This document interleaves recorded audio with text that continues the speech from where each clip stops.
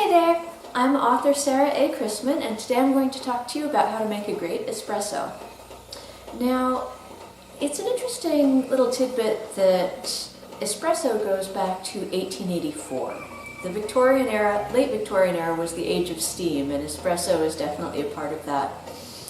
Now, in terms of my own personal history, back in 1998 through 2002, when I was putting myself through college, I had a few different jobs putting myself through college, and one of those jobs was working as a barista in the Pike Place Market.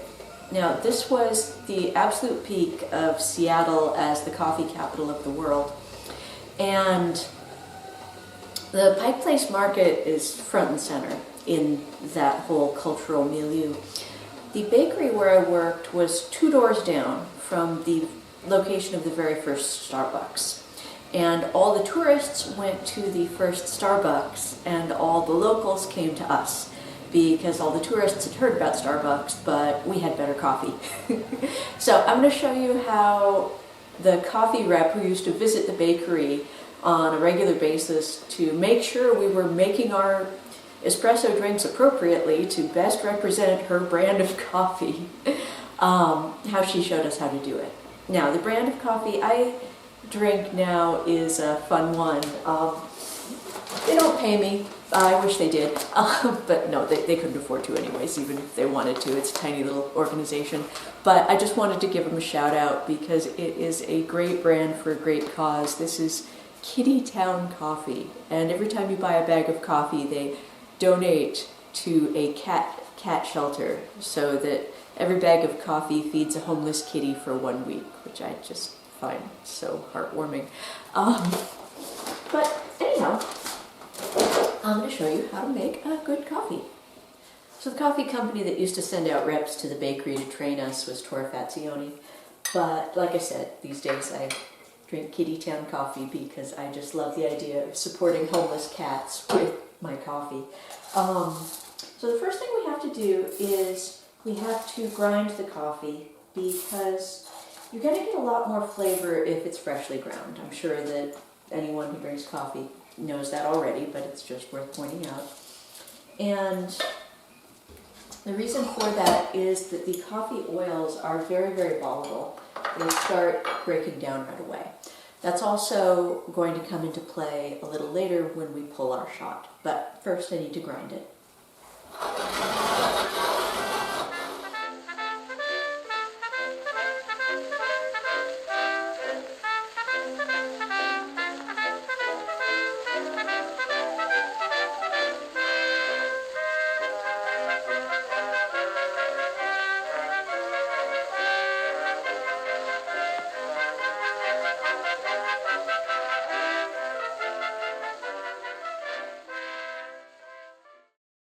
And dance till the neighbors got sore. They tried to stop Joe, and they tried to stop Flo, but she murmured, that tune I adore. Play that lovey-dove waltz some more, 1 encore, then some more. Slide me across the floor. We'll dance till the cows come home. Oh, you, if you love me, look in my eyes, put me wise. And then we want to lightly tamp down the grounds so that we've got a nice flat surface. You don't want to smash them, you just want to lightly tamp them down.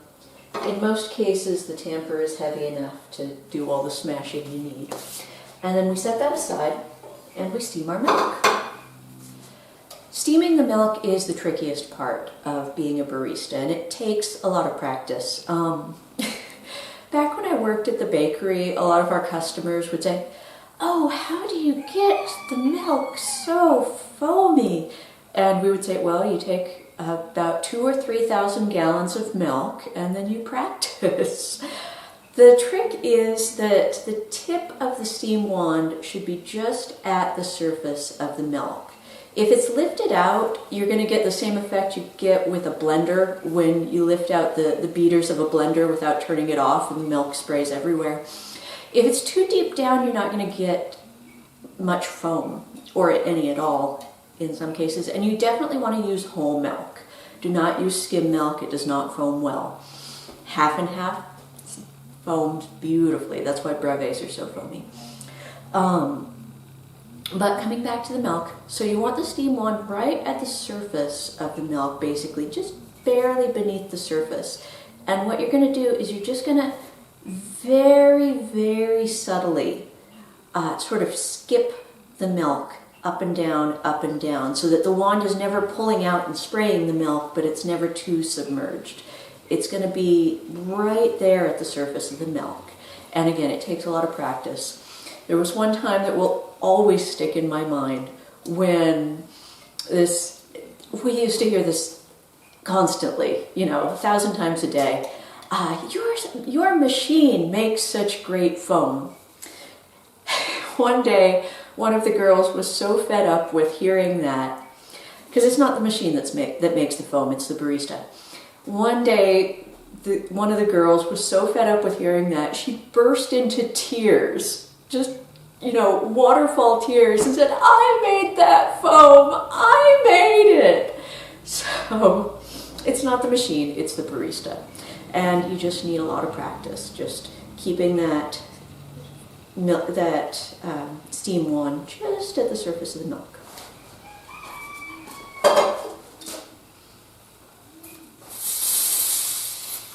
Letting out the steam very briefly keeps you from getting any water in your milk, or at least more than you need.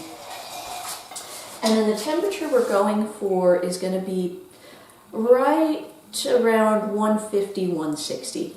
If it gets up to 170 or above that, your milk's going to taste burnt. And if it's much below that, it's not going to be hot enough. The Iceman is a nice man, but just one thing is sure. There's something in his business that affects his temperature.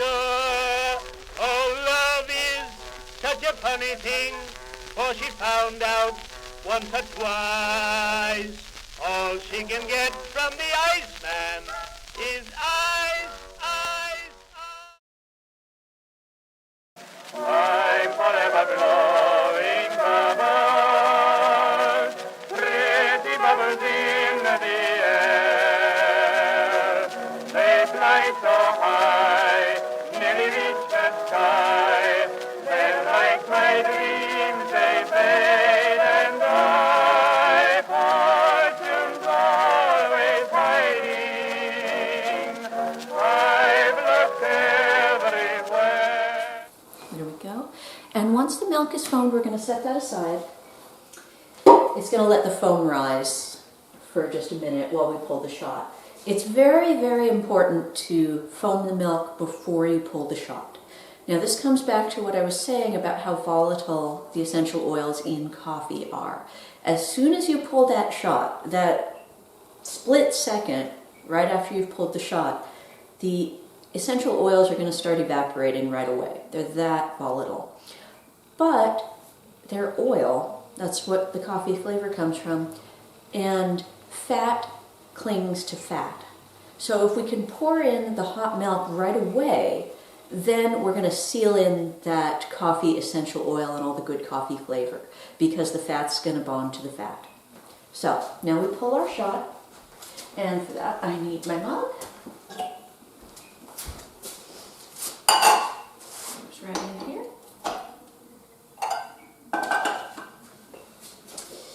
You only have this halfway to start, then you pull this part halfway. This goes the rest of the way, and what that's doing is preventing a vacuum. Now, for a regular shot, we count to 10. 1 Mississippi, 2 Mississippi, 3 Mississippi. I like a little longer shot, so I usually give it 15 seconds. So I'm going to give it a little longer. And then once it has drawn and the color starts changing on the coffee, once I've counted to 15, or in other people's cases 10, depending on how strong you like it, then you're going to slowly and evenly pull down with nice even pressure. Ideally, if at all possible, you should pull the shot directly into the cup you're going to be drinking from, because If you transfer the coffee from a shot glass to the cup, you're going to lose some of the flavor because some of the coffee oil and the crema is going to stay in the shot glass, and you're not going to get all of that good flavor poured into your cup. So you want to just pull the shot directly into the cup. It's absolutely the best option. That said, of course, if you're making a very large drink and the cup won't fit under the espresso spout, then of course you do have to transfer it. But all else being equal, you want to ideally pull your shot straight into your cup. Now, meanwhile, this milk has been separating the warm milk and the foam, just like milk and cream separate. Now I'm going to tap it. And what that does is it separates the foam from the canister, the jug that I've foamed it in. It sort of shakes it from the sides. And then you pour it in and you shake out the foam. Now the coffee rep that taught us how to make this, her pet peeve was it absolutely set her teeth on edge when she saw baristas using a spoon to scoop out the foam, because she was very adamant that you should always just do it with your wrist, with the action of the wrist. And for that reason she didn't like those little tricky artwork that people do with the wand, but if you like that, you can do it. Well, for a long time after I was no longer working at the bakery, I didn't drink very much coffee because it was expensive. And so it was always just a real treat. And then it stopped even being a treat because no one was making it right anymore. Those push-button machines had come in, and they don't make a good cup of coffee. And because I had worked as a barista and we had such a strict boss on how the coffee should be, I'd gotten used to that. And so for years, Gabriel heard me complaining that you just couldn't get a good cup of coffee anymore. And so he said, well, you know how to make one. I said, yeah, but I don't have the equipment for it. And so a few years ago, for our anniversary, he got me my own espresso machine because he's a very sweet guy.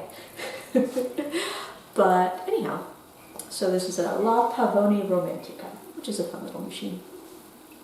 But anyhow, hope that gives you some tips if you've got your own espresso machine, or you can foam the milk on a stovetop. It takes a lot of wrist action with a wire whisk, and it doesn't get as foamy. But that is, if that is the option you have, it's a legit option. But again, these machines, the espresso concept goes back to 1884, which is very fun. Anyhow, I thank you for watching today. I hope you enjoyed this video. If you did, please give it a nice thumbs up, and remember to tell your friends about my books. Happy reading!